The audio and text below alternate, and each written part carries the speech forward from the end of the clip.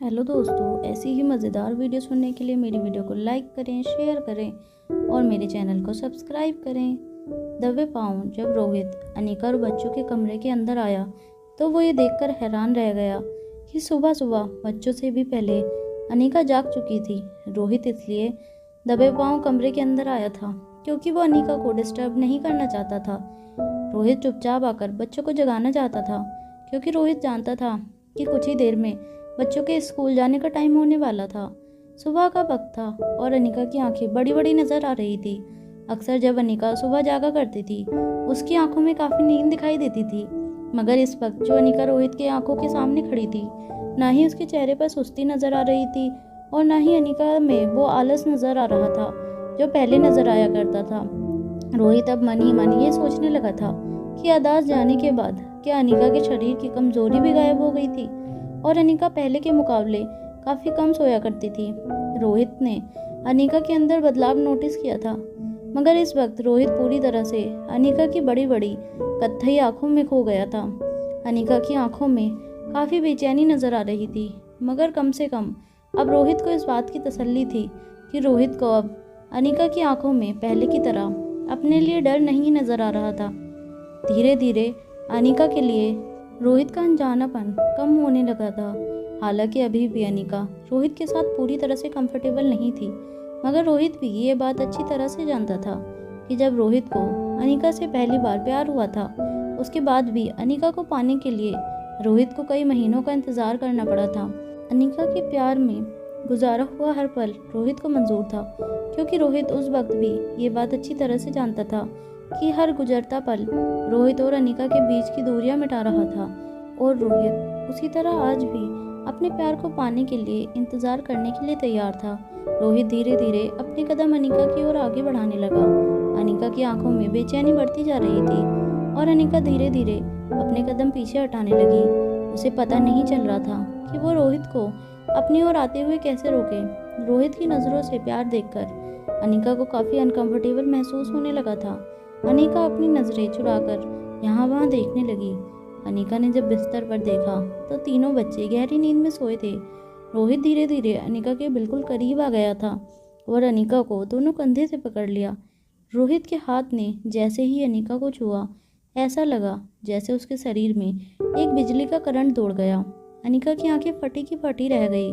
वो अपनी बड़ी बड़ी आंखों से बस रोहित को देखती रही। धीरे धीरे रोहित अपना चेहरा अनिका के करीब लाता गया। अनिका की समझ नहीं आ रहा था कि वह क्या करे। अनिका ने तस्वीरों में और वीडियो में देखा था कि अनिका और रोहित के बीच में गहरा प्यार था। बच्चों ने ऐसी कई तस्वीरें खींची थी जहां रोहित अनिका के बेहद प्यार कर रहा था और अनिका को किस भी कर रहा था।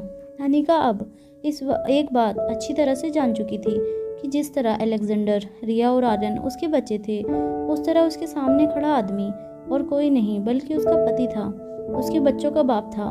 मगर जब तक पुरानी अनिका इस नई अनिका को याद नहीं आ जाती, तब तक अनिका पूरी तरह से रोहित के साथ कंफर्टेबल नहीं हो सकती थी।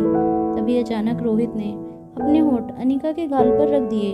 अनिका ने गालों पर एक किस देने के बाद रोहित ने मुस्कुराकर अनिका की आंखों में आंखें डालकर कहा, गुड मॉर्निंग माय सनशाइन। मुझे आज भी वो हर दिन याद है जब सुबह उठकर मैं तुम्हें इसी तरह किस किया करता था। हाँ, आज मैं अपने आप को अनलकी मानूंगा क्योंकि हर बार की तरह मुझे रिटर्न किस नहीं मिलने वाली है, मगर मैं अपने रिटर्न किस के लिए इंतज़ार करूँगा। चाहे कितना भी वक्त गुजर जाए, मैं इंतज़ार करूँगा। तुम मुझे और इस रिश्ते को एक्सेप्ट करो, तब तक मैं तुम्हें किसी भी चीज़ के लिए फोर्स नहीं करूँगा। ये किस सिर्फ इसलिए थी क्योंकि मैं बस तुम्हें एहसास दिलाना चाहता था कि हम किस कदर एक दूसरे के प्यार में पागल थे। हम दोनों के लिए हम दो नहीं बस एक ही थे। हम दोनों के बीच ना तो कोई राज रहा है और ना ही कोई पर्दा। अनिका अभी भी तेज सांसें ले रही थी और फटी हुई आंखों से रोहित का चेहरा देख रही थी। अनिका के शरीर में जैसे बिजली का करंट दौड़ गया। अनिका की सांसें काफ़ी तेज हो चुकी थी। शर्म के मारे अनिका के गाल लाल होने लगे थे। रोहित के शरीर से आने वाली महक अनिका को और भी ज़्यादा बेचैन कर रही थी। कहीं ना कहीं अनिका भी इस एहसास को, रोहित के स्पर्श को अपनाना चाहती थी, मगर एक अजीब सी बेचैनी अनिका को ऐसा करने से रोक रही थी। जिस आदमी को अनिका के बच्चे पापा कहते थे, आयशा जिसे बेटा कहती थी, अनिका के खुद के पिता जिसे अनिका का पति बता रहे थे, कहीं ना कहीं अब भी अनिका को पूरी तरह से उस आदमी पर विश्वास नहीं था। अनिका के चेहरे की बेचैनी बढ़ते हुए देखकर रोहित ने अनिका से कहा, तुम नहा धोकर फ्रेश हो जाओ और बच्चों को स्कूल छोड़कर आओ। ड्राइवर तुम लोगों का नीचे इंतज़ार कर रहा है। इतना याद रखना, हर पल मेरे सिक्योरिटी गार्ड्स तुम्हारे साथ रहेंगे और साये की तरह तुम्हारा पीछा करेंगे। अनिका ने सर हाँ में हिलाकर रोहित की बातों का जवाब दिया। अनिका अच्छी तरह से इतना तो जान चुकी थी कि अनिका के परिवार के कई दुश्मन थे जो पर्दे के पीछे रहकर अनिका के परिवार पर हमला करके उन्हें नुकसान पहुंचाने की कोशिश कर रहे थे। कहीं ना कहीं अनिका को अब तक ये भी पता लग चुका था कि अनिका की याददाश्त जाने के पीछे भी शायद परिवार के दुश्मनों का हाथ हो सकता है। मगर चाहे कितना भी जोर अनिका अपने दिमाग पर लगा ले, अनिका ये याद नहीं कर पा रही थी कि आखिर उसके साथ किडनैपिंग के बाद क्या हुआ था। अनिका के गालों पर बड़े ही प्यार से हाथ फेरने के बाद रोहित धीरे धीरे अपने कदम पीछे ले जाने लगा। जब रोहित मुड़कर कमरे से बाहर जाने लगा तब अचानक ही रोहित ने अपने बढ़ते हुए कदम रोक लिए और अपनी जेब में हाथ डालकर रोहित ने फ़ोन निकाला। रोहित ने अनिका की ओर मुड़कर देखा और कहा, अरे हाँ अनिका, ये तो मैं भूल ही गया। दरअसल यह फ़ोन मैंने तुम्हारे लिए तैयार किया है। ये एक प्राइवेट नंबर है, कोई चाहकर भी तुम्हें कांटेक्ट करने की कोशिश नहीं कर सकता। तुम्हारा ये फ़ोन नंबर मैंने कुछ ही लोगों को दिया है, जैसे कि तुम्हारे पापा, मैं और माँ। तुम्हारे भाई मयूर गुलेरिया को भी मैंने तुम्हारा नंबर भिजवा दिया है। मैंने परिवार के सारे लोगों के नाम भी इसमें स्टोर कर दिए हैं। आज से ये मोबाइल फ़ोन तुम्हारे पास ही रहेगा। तुम हमेशा हम में से जिसे चाहो कांटेक्ट कर सकती हो। मैंने सारे नाम इसमें फीड कर दिए हैं, मगर ध्यान रहे ये नंबर तुम किसी और को मत देना। तुम तो इस वक्त अपनी हालत अच्छी तरह से जानती हो सकता है कि हमारा कोई दुश्मन तुम्हारी इस हालत का फ़ायदा उठाकर तुम्हें या हमारे परिवार को नुकसान पहुंचाने की कोशिश करे। रोहित ने जब वो फ़ोन अनिका के हाथ में दिया तो अनिका ने वो फ़ोन अपने हाथ से में लेकर रोहित की ओर हैरानी से देखा। रोहित ने अनिका की आंखों में हैरानी पढ़ ली थी और रोहित ने मुस्कुराते हुए अनिका से कहा, अरे फिक्र मत करो, ये बच्चे तुम्हें सब कुछ सिखा देंगे कि ये मोबाइल कैसे ऑपरेट करते हैं। और अब तक मैं इतना तो जान ही चुका हूँ। भले तुम्हारी याददाश्त जा चुकी है, मगर तुम अभी भी हमारी वही अनिका हो जिसे दुनिया के लोग जीनियस कहते हैं। लोगों के लिए जो काम सीखने में महीनों लग जाते हैं, कभी कभी सालों लग जाते हैं, वो चीज़ें तुम कुछ ही घंटों में सीख लेती हो। फिर ये मोबाइल चलाना सीखना तो तुम्हारे लिए 5-10 मिनट के वक्त से ज़्यादा मुश्किल नहीं होगा। और फिर तुम बच्चों को तो जानती ही हो, मोबाइल के मामले में आजकल बच्चे ही बड़ों के गुरु होते हैं, और ख़ासकर हमारी शरारती रिया। इतना कहने के बाद रोहित ने कहा, फ़ोन बनाने वाले ने कभी सोचा भी नहीं होगा कि एक छोटी सी बच्ची उनके फ़ोन के बारे में इतना कुछ जान लेगी जो शायद उनके बड़े से बड़े इंजीनियर्स भी नहीं जान सकते। रोहित मुस्कुराकर बिस्तर पर सोए बच्चों की ओर देखने लगा। फिर रोहित ने अनिका की ओर देखकर कहा, अब बच्चों को जगा दो, उन्हें स्कूल के लिए लेट हो रहा है। ये कहने के बाद रोहित कमरे से निकल गया। आज रोहित का जिस तरह का बर्ताव था, जिस तरह की बातें रोहित ने की थी, अनिका को अचानक ही ये महसूस होने लगा है कि अब रोहित के लिए उसका अनजानापन कुछ कुछ कम होने लगा था।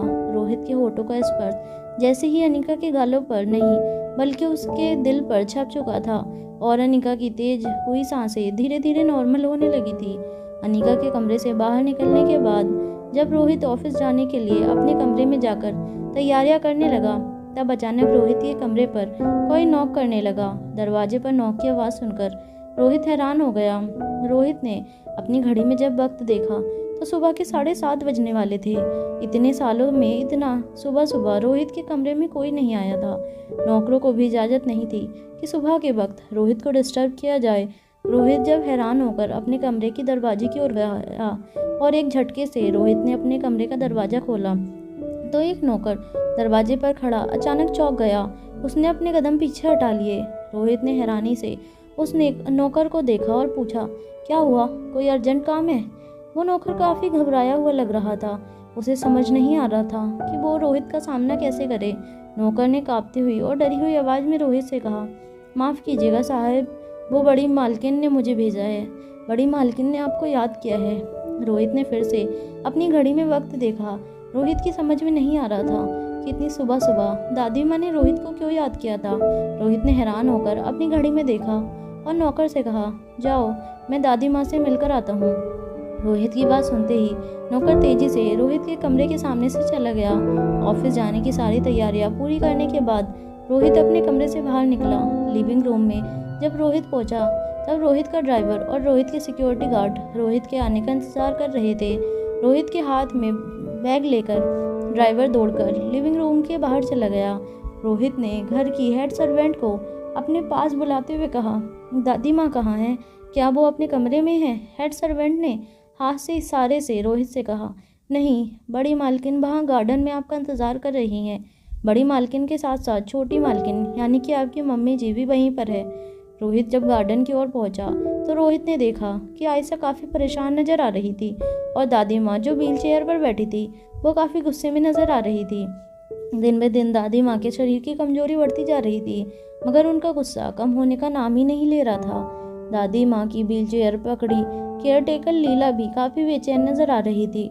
रोहित धीरे धीरे दादी माँ के पास आया और आयशा की ओर देखकर कहने लगा, क्या हुआ माँ? जैसे ही दादी माँ के कानों पर रोहित की आवाज़ पड़ी, दादी माँ ने रोहित की ओर देखकर कहा, मुझसे सवाल करो, मैंने तुम्हें यहाँ बुलाया है।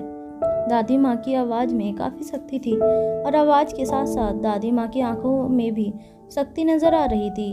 रोहित अच्छी तरह से जानता था कि दादी माँ का स्वभाव कुछ गुस्सैल था, बात बात पर उन्हें गुस्सा आता था, मगर पिछले कई दिनों से अपने शरीर की बढ़ती हुई कमजोरी के कारण दादी माँ के गुस्से में भी काफ़ी कमी आई थी। मगर आज दादी माँ की आंखों में फिर से रोहित को वही गुस्सा नजर आने लगा था जो कुछ साल पहले तक दिखाई देता था। दादी माँ ने अपनी बात आगे बढ़ाते हुए रोहित से कहा, मैंने सोचा था कि मैं अपने घर की सारी जिम्मेदारियाँ किसी जिम्मेदार औरत को सौंप रही हूँ, मगर तुम्हारी माँ ने मेरी हर उम्मीद पर पानी फेर दिया। दादी माँ की ऐसी बात सुनकर रोहित हैरान होकर अपनी माँ आयशा को देखने लगा। आयशा ने अपना सर झुका दिया। अपनी माँ का गिरा हुआ चेहरा देखकर रोहित ने आयशा से पूछा, क्या हुआ माँ? दादी माँ ऐसा क्यों कह रही है? रोहित की बात सुनने के बाद आयशा रोहित को देखने लगी। तभी दादी माँ ने आयशा को देखा और फिर रोहित को गुस्से से देखने लगी, मानो वो रोहित से शिकायत कर रही हैं। कुछ देर तक आयशा बस अपना सर झुकाकर खामोश खड़ी रही। तभी दादी माँ ने अपनी बात आगे बढ़ाते हुए अपनी आवाज़ ऊंची करके कहा, घर की क्या हालत है इस वक्त? सभी लोग ये अच्छी तरह से जानते हैं, हमारे दुश्मन कब किस वक्त कहाँ से वार करेंगे ये भी कहा नहीं जा सकता। अनिका के साथ पहले ही बहुत कुछ हो चुका है, मगर फिर भी इस तरह की उटपटांग प्लानिंग करने का क्या मतलब है? दादी माँ की बात सुनकर रोहित शॉक हो गया। दादी माँ क्या कह रही थी, किस बारे में कह रही थी, रोहित की समझ में नहीं आ रहा था। वो कभी दादी माँ को देख रहा था तो कभी आयशा को। तभी रोहित ने अपनी आवाज़ धीमी करते हुए दादी माँ से पूछा, मगर दादी माँ हुआ क्या है, ये तो बताओ, मैं समझ नहीं पा रहा हूँ कि आप किस बारे में बात कर रही हैं। ये सुनकर दादी माँ से रोहित की आंखों में आंखें डालकर कहने लगी, ये किस तरह का फैसला किया है तुम लोगों ने? तुम लोग अच्छी तरह से जानते हो कि इस वक्त मारवा खानदान से बाहर कदम रखना खतरे से खाली नहीं है, फिर ये तुम लोग छुट्टियां मनाने की प्लानिंग क्यों कर रहे हो? दादी माँ की बात सुनकर रोहित हैरानी से आयशा की ओर देखने लगा। उसे अब थोड़ा थोड़ा समझ आ रहा था। रोहित अभी कुछ कहता, इतने में दादी माँ ने फिर से अपनी आवाज़ ऊंची करते हुए रोहित से कहा, उसकी तरफ क्या देख रहे हो? मैं अच्छी तरह से जानती हूँ कि ये नसीहत तुम्हें आयशा ने ही दी है। मैंने कितनी उम्मीदों से घर की सारी जिम्मेदारियाँ आयशा के कंधों पर छोड़ी थी। मुझे लगा था कि मेरी ज़िंदगी में तो अब कुछ ही पल बाकी रह गए हैं। जाने से पहले मैं सिर्फ इतना देखना चाहती थी कि मैं एक जिम्मेदार कंधों पर घर की सारी जिम्मेदारियां छोड़कर जा रही हूँ, मगर नहीं। मुझे आज बहुत अफसोस हो रहा है कि आयशा ने इतनी समझदारी भी नहीं की। ऐसे वक्त पर क्या फैसला लेना चाहिए और क्या सलाह देनी चाहिए बच्चों को। इतना सब कहने के बाद दादी माँ चुप हो गई। रोहित अच्छी तरह से जानता था कि दादी माँ को इस वक्त फैमिली की सेफ्टी की लेकर काफ़ी चिंता थी, और रोहित भी ये बात अच्छी तरह से जानता था कि दादी माँ को अब हर वक्त यह डर लगा रहता था कि किसी भी वक्त उनकी आंखें बंद हो सकती थी। ढलती हुई उम्र और बढ़ती हुई कमजोरी के कारण दादी माँ की एंजाइटी भी बढ़ने लगी थी। रोहित गार्डन में घुटनों के बल बैठकर दादी माँ की व्हील चेयर पर एक हाथ रखकर कहने लगा, दादी माँ आप बिल्कुल फिक्र मत कीजिए, हम लोग कहीं दूर नहीं जा रहे हैं, यहीं मनाली जाएंगे, जहाँ से हम सब ने हमारी ज़िंदगी की शुरुआत की थी। उसी मनाली में जाकर अनिका के खोए हुए अतीत को ढूंढने की कोशिश करेंगे और आपको फिक्र करने की कोई ज़रूरत नहीं है। मैंने अपने परिवार की सुरक्षा के लिए जेट सिक्योरिटी तैनात कर रखी है। दुश्मन चाहकर भी हमारा बाल विवाह का नहीं कर सकता। अनिका को कुछ नहीं होगा, बच्चों को कुछ नहीं होगा। रोहित ये बात भी अच्छी तरह से जानता था कि दादी माँ को अगर दुनिया में सबसे ज़्यादा किसी की फिक्र थी तो वो था रोहित। रोहित ने दादी माँ के हाथ पर अपना हाथ रखकर कहा, दादी माँ, मुझे भी कुछ नहीं होगा, आप बिल्कुल फिक्र मत कीजिए। रोहित की ये बात सुनते ही दादी माँ की आंखें चमक गई। उनको अब अपने पोते पर यकीन हो गया। वो रोहित को अपने से ज़्यादा मानती थी, उसकी फिक्र करती थी, इसलिए नहीं चाहती थी कि रोहित उनसे दूर जाए, वो भी ऐसे हालत में जब दुश्मनों की नज़र मारवा खानदान पर हो। मगर रोहित भी ये बात बहुत अच्छे से जानता था, इसलिए तो उसने सिक्योरिटी का सारा इंतज़ाम कर दिया था। वो अनिका की सिक्योरिटी के साथ कोई समझौता नहीं करना चाहता था। दादी माँ रोहित को अपनी आंखों के सामने देखकर काफ़ी खुश थी और उनको अंदर ही अंदर काफ़ी अच्छा लग रहा था। दादी माँ की आंखों की पुतलियाँ काफ़ी कमज़ोर हो गई थी। उनकी पलकें बार बार झपकाकर दादी माँ रोहित के गाल पर प्यार से हाथ फेरने लगी। दादी माँ ने अपनी बूढ़ी कमज़ोर हो रही आवाज़ में नरमी लाते हुए रोहित से कहा, तुम्हारे दादाजी ने ये विरासत अपने बेटे को नहीं बल्कि अपने पोते को सौंपी है, क्योंकि तुम्हारे दादाजी अच्छी तरह से जानते थे कि इस मारवा खानदान के असली वारिस तुम ही हो। तुम्हारे दादाजी ने इतने प्यार से, इतने मेहनत और लगन से जो धरोहर खड़ा किया है, उस धरोहर को अब तुम्ही को संभालना है रोहित। कुछ ही दिनों में मेरी आंखें हमेशा के लिए बंद हो जाएंगी। मुझे उस बात का कोई गम नहीं है।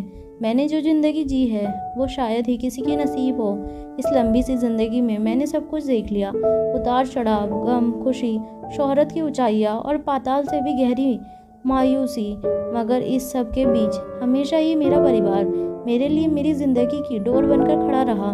सिंघानिया परिवार में बड़े ही ऐशो आराम से पली बड़ी एक लड़की एक दिन अचानक तुम्हारे दादाजी के साथ शादी करके इस घर में आई। इतना कहने के बाद दादी माँ ने रोहित की तरफ देखकर कहा, मैंने मारवा खानदान को अपनाया, तुम्हारे दादाजी को अपनाया और इस खानदान के हर रीति रिवाज को अपना बना लिया।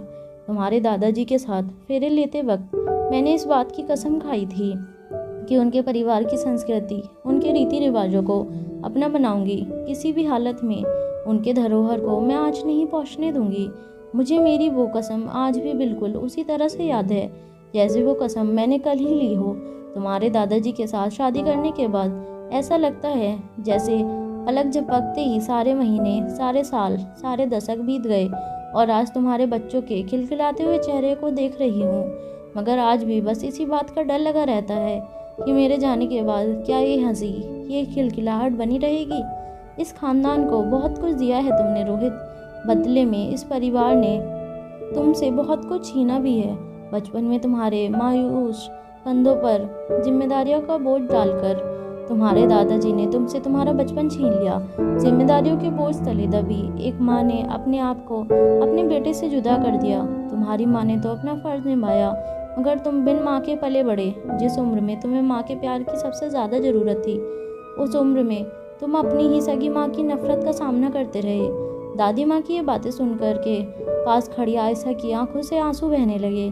आयशा भी एक बात अच्छी तरह से जानती थी कि दादी माँ परिवार के सम्मान, इज्जत और शोहरत के लिए कुछ भी कर सकती थी, चाहे उसके लिए उन्हें अपने बहुओं के सामने खड़ूस सास का रूप ही क्यों ना धारण करना पड़े। रोहित धीरे से खड़ा होकर वापस ऑफिस जाने के लिए गार्डन से बाहर जाने लगा। तभी अचानक रोहित ने अपने बढ़ते हुए कदम रोक दिए और वापस दादी माँ की ओर मुड़कर रोहित कहने लगा, दादी माँ, मैं आपसे एक ज़रूरी बात करना चाहता हूँ। दादी माँ इस बार हैरानी से रोहित की ओर देखने लगी। कई साल हो गए थे रोहित ने कभी भी कोई डिसीज़न लेने से पहले दादी माँ से सलाह मशवरा नहीं किया था। जब रोहित छोटा था तब हालांकि दादाजी के अचानक गुजर जाने के बाद रोहित कई बिजनेस डिसीजंस में दादी माँ के साथ सलाह मशवरा कर लिया करता था।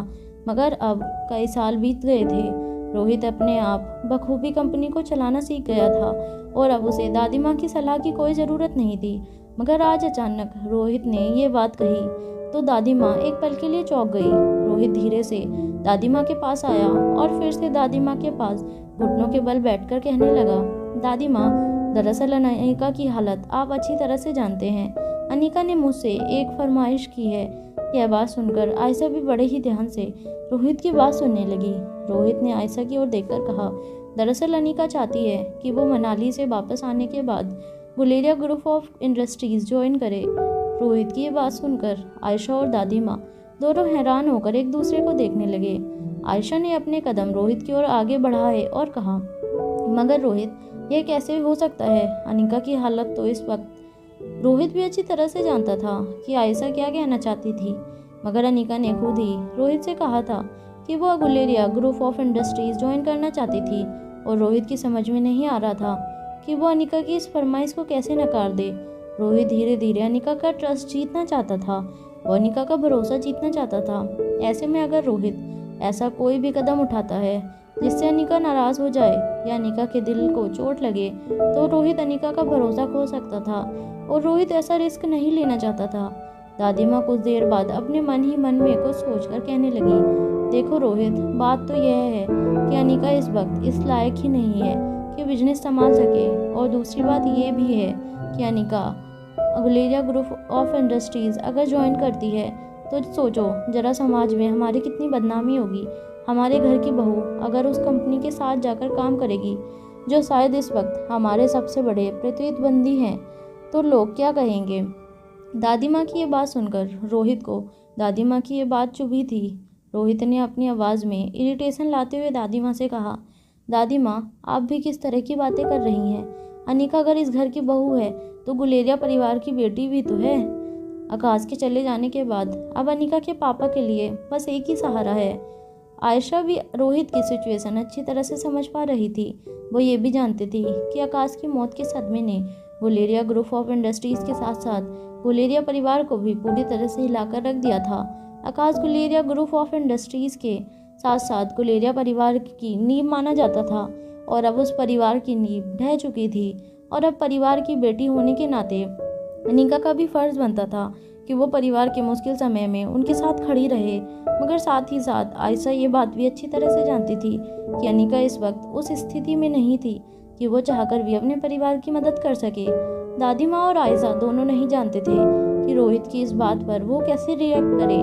आयशा ने रोहित के कंधे पर हाथ रखते हुए कहा, बेटा, तुम जो भी फैसला लो सोच समझ कर लेना। ये बड़ी अच्छी बात है कि अनिका अब धीरे धीरे हमसे जुड़ने लगी है और साथ ही साथ अपने परिवार के साथ भी जुड़ना चाहती है। इसमें कोई हर्ज नहीं, बस हमें इस बात की फिक्र होनी चाहिए तो अनिका की सेफ्टी की। पहले ही अनिका की सेफ्टी में लापरवाही बरतकर हम इतना बड़ा जुर्माना भुगत चुके हैं। अब आगे कहीं, इससे पहले कि आयशा आगे कुछ कहती, उससे पहले आयशा ने अपने आप को रोक लिया। रोहित ने वो बात सुन ली थी जो आयशा ने नहीं कही थी। कहीं ना कहीं रोहित को अंदर ही अंदर अपना गिल्ट खाए जा रहा था। अनिका की किडनैपिंग कहीं ना कहीं उसकी ही लापरवाही का नतीजा था। दादी माँ, रोहित और आयशा गार्डन में बातें कर रहे थे कि अचानक ही मारवा हाउस के अंदर से शोरगुल की आवाज़ें आने लगी। अंदर से आ रही आवाज़ों को सुनकर रोहित और आयशा हैरानी से एक दूसरे को देखने लगे। जैसे ही मारवा हाउस के अंदर से शोरगुल की आवाज़ें आने लगी, आयशा दादी माँ की व्हील चेयर को धकेलते हुए आगे बढ़ने लगी और रोहित तेजी से घर के अंदर चला गया। घर के अंदर पहुंचते ही रोहित ने देखा कि तीनों बच्चे स्कूल यूनिफॉर्म में तैयार होकर शोर मचा रहे थे। खासकर रिया चिल्ला चिल्ला कर घर के नौकरों से कह रही थी कि वो लोग वेकेशन पर जाने वाले हैं और कई दिनों बाद उसके मम्मी और पापा इकट्ठे बच्चों के साथ ढेर सारा वक्त गुजारेंगे। तीनों बच्चों के चेहरे पर काफ़ी खुशी नजर आ रही थी। अनिका भी बच्चों के चेहरे की खुशी देखकर खुद मुस्कुरा रही थी। रिया अनिका का हाथ पकड़कर उसे खींचकर घर में यहाँ से वहाँ दौड़ा रही थी। वहीं अलेक्जेंडर और आर्यन के चेहरे को देखकर लग रहा था जैसे वो अपनी बहन की ऐसी हरकतों को देख देख कर परेशान हो गए थे। हालांकि उनके चेहरे पर भी खुशी साफ नजर आ रही थी। घर में कई दिनों बाद इस तरह की खुशियाँ देखकर घर के नौकर भी काफ़ी इमोशनल नजर आ रहे थे। रिया अनिका का हाथ पकड़कर घर में यहाँ वहाँ दौड़ लगाती रही। फिर अचानक ही रिया अपनी मम्मा अनिका का हाथ पकड़कर दादी माँ की व्हीलचेयर के सामने आ गई। तेजी से दौड़ रही रिया ने किसी तरह अपने आप को ब्रेक लगाई और अनिका ने भी किसी तरह वक्त रहते अपने आप को रोक लिया। दादी माँ को देखते ही अचानक सारा का सारा माहौल बिल्कुल शांत हो गया। कई सालों से दादी माँ ने मारवा हाउस में एक चीज़ को खास तवज्जो दी थी और वो थी डिसिप्लिन। ऐसा नहीं था कि दादी माँ को परिवार की खुशियों से कोई एतराज़ था, मगर दादी माँ ने कभी ये नहीं चाहा था कि मारवा खानदान के लोग बिल्कुल किसी आम परिवार के लोगों की तरह बिहेव करें। दादी माँ हमेशा से इस बात पर यकीन रखती थी कि खानदान के लोग और मारवा खानदान बाकी खानदान और परिवारों से अलग दिखे। उनका रहन सहन, उनके बात करने का तरीका, सब कुछ। दादी माँ की बुझती हुई आंखों में भी शक्ति साफ नजर आ रही थी। दादी माँ की आंखों में शक्ति देखकर रिया, जो कभी किसी से नहीं डरती थी और बेबाक अपनी बातें सबके सामने कहती थी, वो भी एक पल के लिए अपनी जगह पे रुक गई। जहाँ एक पल के लिए रिया के चेहरे से भी हंसी गायब हो गई थी, वहीं अनिका खुलकर मुस्कुरा रही थी।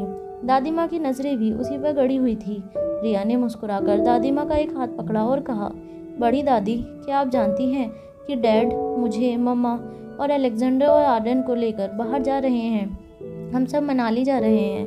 बड़ा मज़ा आएगा। मेरी और आर्यन की पहली मुलाकात वहीं मनाली में हमारे होटल पैराडाइज इंटरनेशनल में हुई थी। डैड और मम्मा तो उस वक्त एक दूसरे को जानते भी नहीं थे, मगर आज मम्मा और डैड एक साथ हैं तो सिर्फ मेरे और आर्यन की वजह से। वैसे तो दादी माँ रिया की बातें सुन रही थी, मगर दादी माँ की आंखें अब तक अनिका पर ही गड़ी थी। रिया की बातें सुनकर अनिका के चेहरे पर हैरानी बढ़ती जा रही थी। रिया के सर पर हाथ रखकर दादी माँ ने अनिका से कहा, देखो बेटा, मैं अच्छी तरह से जानती हूँ कि इस वक्त तुम कितनी बड़ी उलझन में फंसी हो। अचानक जब पूरी दुनिया अनजान ही लगने लगे तो तुम पर क्या बीत रही होगी, ये मैं अच्छी तरह से समझ पा रही हूँ। तुमने अपने अतीत से जुड़ने में शायद थोड़ा वक्त लगे, तुम्हारी याददाश्त वापस आने में शायद थोड़ा वक्त लग सकता है, मगर अगर तुम्हें याद नहीं है तो ये बात आज से हमेशा अपने ध्यान में रखना कि तुम मारवा खानदान की बहू हो। और मेरा यकीन मानो, मारवा खानदान की बहू होने के फ़ायदे से कई ज़्यादा बड़े नुकसान भी हैं। उसके साथ जुड़ी जिम्मेदारियां हैं। कल तक ये जिम्मेदारी मुझ पर थी, आज मैंने ये जिम्मेदारी आयशा के हवाले की है और कल ये जिम्मेदारी तुम्हारे कंधे पर आएगी। ऐसे में अगर ये माना जाए कि तुम्हारी याददाश्त कभी नहीं वापस आती है तो तुम्हें नए सिरे से सब कुछ सीखना होगा, नए सिरे से अपने रिश्ते को तराशना होगा और नए सिरे से अपनी जिम्मेदारियों को समझना होगा। यूँ समझ लो, इस वक्त तुम वो नई नवेली दुल्हन हो जो अचानक एक पराए घर में आती है और उसकी पूरी दुनिया बदल जाती है। कल तक जो तुम्हारे चेहरे बिल्कुल अनजान थे, अचानक ही वो चेहरे तुम्हारे ज़िंदगी के सबसे करीबी लोग बन जाते हैं। नई दुल्हन अपनी पिछली ज़िंदगी भूला तो नहीं देती है, मगर वो अपनी नई ज़िंदगी को नए सिरे से शुरू करती है। अनजान लोगों के बीच रहकर भी अपनी जिम्मेदारियां समझकर, नए परिवार के रीति रिवाजों को समझकर नए परिवार को अपना बना लेती है। इस हद तक वो नए परिवार को अपनाती है कि उस परिवार का सुख चैन, उसकी आन बान और शान ही उसकी जिंदगी का मकसद बन जाता है। इस वक्त तुम्हारी ज़िंदगी की जो हालत है उससे मैं पूरी तरह से वाकिफ़ हूँ और मेरा यकीन मानो कि मुझे तुमसे हमदर्दी है, मगर ज़रा सोचो, तुम्हारी हालत और उस नई नवेली दुल्हन की हालत में कोई ज़्यादा फ़र्क नहीं है। बस अब तुम्हें ये तय करना है कि उस नई नवेली दुल्हन से तुम्हें क्या सीखना है। अनजान चेहरों के बीच अपनापन ढूंढना, उनके रीति रिवाजों को समझकर उन्हें अपनाना। दादी माँ की ये बातें सुनकर अनिका बिल्कुल खामोश खड़ी आयशा की ओर देखने लगी। आयशा अच्छी तरह से जानती थी कि दादी माँ की आवाज़ में काफ़ी शक्ति थी और ऐसी हालत में अनिका को इस तरह की शक्ति परेशान कर सकती थी। दादी माँ ने जो बातें अचानक कही थी उससे घर का वातावरण बिल्कुल टेंस हो गया था। वातावरण थोड़ा लाइट करने के लिए आयशा ने मुस्कुराते हुए अनिका के कंधे पर हाथ रखा और कहा, दादी माँ बिल्कुल ठीक कर रही हैं। अरे भाई, इसलिए तो ऊपर वाले ने हम औरतों को इतना ताकतवर बनाया है। हम पुराने संबंध अच्छी तरह से निभाते भी जानती हैं और नए संबंधों को एक्सेप्ट करना भी अच्छी तरह से जानती हैं। जिस तरह दादी माँ ने इस घर को अपनाया और इस घर की मान मर्यादा को कभी ठेस न पहुँचे, इसलिए अपनी पूरी ज़िंदगी मारवा खानदान की देखरेख में लगा दी, उसी तरह अब हमारा भी फ़र्ज़ बनता है कि हम मारवा खानदान की आन बान और शान को हमेशा इसी तरह बरकरार रखें। इसके बाद आयशा ने मुस्कुराते हुए दादी माँ की ओर देखा और कहा, मगर देखिए दादी माँ, हम भी कितने किस्मत वाले हैं कि हमें ऐसी बहू मिली है। भले ही आज इसे अपना अतीत याद नहीं है, उसकी ज़िंदगी से जुड़े कोई चेहरे याद नहीं हैं, मगर आज भी उसके संस्कार उसी तरह बरकरार हैं। जहाँ आजकल की बहू ये रिश्ते की अहमियत को अच्छी तरह समझने के बावजूद अपने घर के बुजुर्गों के साथ बुरा बर्ताव करती हैं, वहाँ संबंधों की परिभाषा न जानते हुए भी आपकी बात कितनी अच्छी तरह से सुनी है हमारी अनिका ने। दरअसल आयशा भी अच्छी तरह से जानती थी कि दादी माँ को बस अब इसी बात का अफसोस था और इसी बात की शायद चिंता थी कि भविष्य में अनिका की याददाश्त शायद वापस कभी न लौटे। और ऐसे हालात में मारवा खानदान का क्या होगा? अगर घर की बड़ी बहू होने के नाते खानदान की जिम्मेदारियां अनिका नहीं संभाल पाएगी तो एक एक करके परिवार बिखर जाएगा। दादी माँ की परेशानी अच्छी तरह से समझते हुए आयशा मारवा ने अनिका के कंधे पर हाथ रखा और कहा, चलो अब जिम्मेदारियां निभाने का वक्त आ गया है, बच्चों को स्कूल छोड़ाओ। आयशा की बात सुनकर अनिका ने एक बार आयशा की आंखों में आंखें डालकर मुस्कुराकर कहा, ठीक है। अनिका भी ये समझ चुकी थी कि आयशा ने सिचुएशन संभालने के लिए ये बात कही थी। अनिका तीनों बच्चों के साथ मारवा हाउस के लिविंग रूम से बाहर निकल गई, जहां पहले से रोहित ने ड्राइवर और बाकी सिक्योरिटी गार्ड को तैयार रखा था। अनिका के जाने के बाद रोहित अपने घुटनों के बल बैठकर दादी माँ से कहने लगा, दादी माँ, इस तरह से अनिका से बात करने का क्या मतलब था? आप तो अच्छी तरह से जानती हैं कि इससे पहले कि रोहित अपनी बात को आगे बढ़ा पाता, दादी माँ ने अपने हाथ से इशारा करके रोहित को रोक लिया और कहा, मेरी बात समझने की कोशिश करो। अनिका की याददाश्त वापस आए या ना आए, उसका और इस घर का रिश्ता अलग नहीं हो सकता। अगर पुरानी अनिका वापस नहीं आ सकती तो हमें नई अनिका को पुरानी अनिका के रहन सहन के तौर तरीके सब सिखाने होंगे। यह कहने के बाद दादी माँ ने अपनी केयरटेकर लीला को इशारा किया। इशारा समझते ही लीला ने दादी माँ की व्हील चेयर को अपने हाथों से पकड़ लिया और दादी माँ को अपने कमरे की ओर ले जाने लगी। रोहित और आयशा दोनों हैरानी से एक दूसरे को देखने लगे। वैसे दादी माँ ने जो बात कही थी वो पूरी तरह से गलत नहीं थी। कहीं न कहीं रोहित की निजी जिंदगी में भी रोहित को दादी माँ की कही इस बात को फॉलो करना था। दादी माँ जाने अनजाने में बहुत बड़ी बात कह गई थी कि अगर नई अनिका को पुरानी अनिका याद नहीं आती तो हमें नई अनिका को पुरानी अनिका के जीने के तौर तरीके सिखाने होंगे। कार में तीनों बच्चे बैक सीट में अनिका के अगल बगल में बैठे थे। सबसे पहले कार शुरू होते ही अलेक्जेंडर ने अनिका से कहा, मम्मा आप बिल्कुल टेंशन मत लेना। दादी माँ वैसे तो बहुत स्ट्रिक्ट हैं मगर दिल की बहुत अच्छी हैं। पहले पहले तो मुझे भी दादी माँ बहुत खड़ूस लगती थी। दादी माँ शायद आज भी मुझ में, रिया में और आर्यन को सबसे ज़्यादा प्यार करती हैं, मगर इसका मतलब ये नहीं है कि वो मुझे और रिया को नफरत करती हैं। She is an old women और कहा जाता है ना कि इंसान की उम्र जैसे जैसे बढ़ती जाती है उनका बचपना लौटने लगता है। अलेक्जेंडर की ये बातें आर्यन को दिल ही दिल में काफ़ी चुभ रही थी। अलेक्जेंडर की बात पूरी होते ही आर्यन ने अपनी आवाज़ सख्त करते हुए कहा, नहीं, dadi maa is not like that, she just likes discipline, that's it. Aryan की बात सुनते ही रिया अनिका के पास आई और अपना एक हाथ अनिका के कान पर रखकर धीमी आवाज़ में कहने लगी, Aryan doesn't like it when we talk about dadi maa, because Aryan को पता है कि दादी माँ उससे बहुत प्यार करती हैं और मैं तो ये भी जानती हूँ कि दादी माँ आगे चलकर सारी की सारी प्रॉपर्टी आर्यन के नाम करने वाली हैं। मुझे और अलेक्जेंडर को कुछ नहीं मिलने वाला। एक नन्ही सी बच्ची के मुंह से ये बात सुनकर अनिका हैरान रह गई। अनिका को समझ नहीं आ रहा था कि वो बच्चों की ऐसी बातों का क्या जवाब दे। अनिका अच्छी तरह से जानती थी कि रिया जो बातें कर रही थी उस तरह की सोच एक छोटे बच्चे को नहीं रखनी चाहिए, मगर इस वक्त अनिका खुद उस स्थिति में नहीं थी कि रिया को वो समझा सके कि उसे इस तरह के ख्याल अपने मन में नहीं लाने चाहिए। कुछ ही देर में अनिका की कार स्कूल के मेन गेट तक पहुंची। स्कूल पहुंचने के बाद अलेक्जेंडर और आर्यन तो कार से उतरकर स्कूल गेट की ओर जाने लगे, मगर रिया स्कूल जाने का नाम नहीं ले रही थी। अपनी दोनों बाहें अपनी माँ के गले में डालकर रिया कहने लगी, मम्मा मुझे नहीं जाना है, मुझे वापस घर ले चलो ना, मुझे आपके साथ खेलना है, आपके साथ बातें करनी है। क्या आपको पता है मैंने आपको घर में सबसे ज़्यादा मिस किया था जब आप घर पर नहीं थी। अब तक अनिका इतना तो जान चुकी थी कि तीनों बच्चे में सबसे ज़्यादा अगर पढ़ाई और स्कूल से छुटकारा पाने का बहाना अगर कोई ढूंढती थी तो वो रिया थी। रिया की इन शरारतों को कुछ कुछ समझते हुए अनिका ने कहा, ठीक है कोई बात नहीं, मैं तो घर पर ही हूँ। स्कूल से आने के बाद हम ढेर सारी बातें करेंगे। इस वक्त तुम्हें स्कूल जाना है और तुम जानती हो ना, अगर मैंने तुम्हें स्कूल नहीं भेजा तो दादी माँ मेरी क्या हालत करेंगी। यह कहने के बाद खुद अनिका के चेहरे पर मुस्कुराहट आ गई। अनिका रिया को लेकर कार से बाहर निकली और रिया को गेट की ओर ले गई। तीनों बच्चों को बाय कहने के बाद जैसे ही अनिका वापस कार में बैठने के लिए मुड़ी, अचानक अनिका के सामने एक 40 से 50 साल की औरत आ गई। अनिका उसे इस तरह अपने सामने देखकर चौंक गई। तभी उस औरत ने अनिका से कहा, अरे Anika, how are you now. मैंने कुछ दिनों पहले एक बड़ी ही अजीब सी काली गाड़ी में से तुम्हें सुबह के 3:30 या 4 बजे उतरते हुए देखा था। वो आदमी कौन था उस वक्त तुम्हारे साथ? उस औरत की ये बात सुनकर अनिका हैरान रह गई।